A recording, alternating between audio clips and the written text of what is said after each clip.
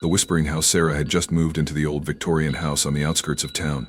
The house was beautiful, with its intricate woodwork and grand, sweeping staircase. But there was something off about it, something Sarah couldn't quite put her finger on.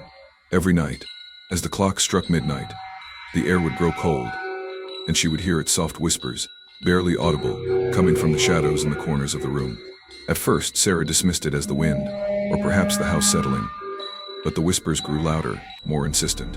They sounded like faint voices, as though someone or something was speaking just beyond her reach. One particularly chilly night, Sarah decided to confront whatever was making the noises. She grabbed a flashlight and slowly made her way down the creaky hallway, her heart pounding in her chest. The whispers led her to the attic, a place she had avoided since she moved in. The door creaked open with an unsettling groan, and Sarah stepped into the dark, dusty room. The whispers immediately stopped. A cold gust of wind swept through the attic, sending Sarah's flashlight beam across the room. She froze. In the corner of the room, there was an old rocking chair, moving gently back and forth on its own. Suddenly, the whispers returned, clearer than ever. Leave before it's too late."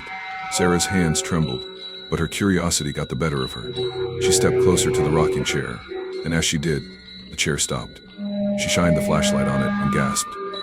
In the dim light, she saw a faded photograph of a woman, smiling softly, sitting in the same chair. There was something strangely familiar about her. As Sarah picked up the photograph, she felt a cold hand on her shoulder. She spun around, but there was nothing there. The whispers now became frantic. "Get out, leave before he returns." Sarah's pulse quickened. She dropped the photo and turned to leave, but something caught her eye, a small, hidden door behind a pile of old crates. She had never noticed it before. Against her better judgment, she stepped towards it. The door creaked open, revealing a small, dimly lit room with a dusty mirror hanging on the wall.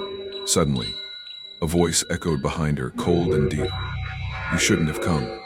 With a jolt, Sarah spun around, only to find herself face to face with a ghostly figure. A man with hollow eyes and a twisted grin stood just inches away. The air around him felt heavy, suffocating. But Sarah didn't scream. Instead, she stood tall and said, "I'm not afraid of you. I know what you want." The figure faltered, as if confused by her calmness. Sarah continued, "You're not the one who's trapped here. It's her." The figure recoiled. The whispers, which had been growing louder and more frantic, suddenly stopped. "Who?" the figure hissed, his voice like gravel. "The woman in the photograph," Sarah said, holding it up. "She's the one who's been calling out to me." A moment of silence passed before the figure slowly faded away, disappearing into the air like smoke. The room grew warmer, and for the first time since Sarah moved in, the atmosphere felt lighter. The next morning, Sarah went to town and visited the local library.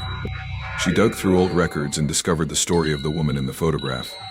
A kind-hearted woman who had once lived in the house, but who had mysteriously disappeared decades ago. The man in the mirror, it turned out, was a vengeful spirit, her abusive husband, who had been trapped in the house after his death, bound to it by his own evil deeds.